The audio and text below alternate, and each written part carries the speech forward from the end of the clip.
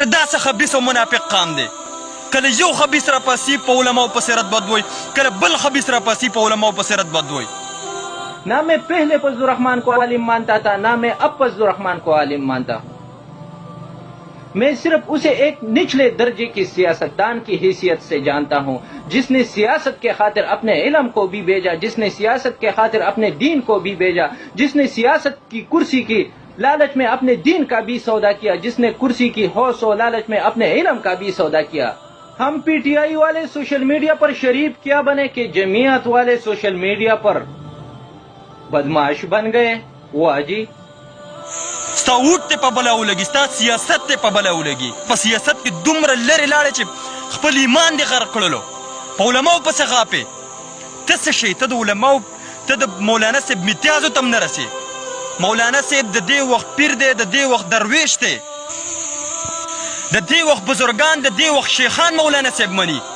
مولانا قاسم صاحب، شیخ ادریس صاحب، تقی عثمانی صاحب، د خانه کعبه امام دیر بابا جی صاحب، مغفور الله بابا جی صاحب، مفتی ضروری خان صاحب، قاسم صاحب، غټه غټه هستیانې. د دې وخت بزرگان مولانا صاحب خپل پیر او خپل درویش مني. ته څه یې چې مولانا صاحب نه منې؟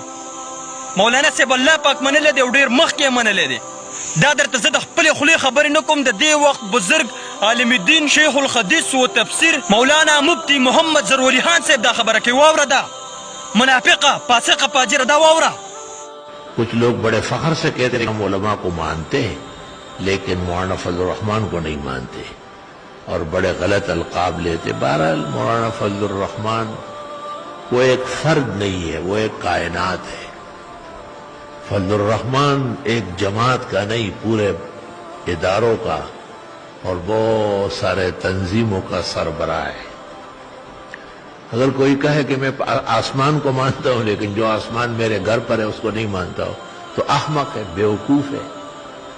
فضل الرحمان اس مقام پہ پہنچ چکا ہے کہ وہ آپ کے اور ہمارے ماننے کے نہیں ہے.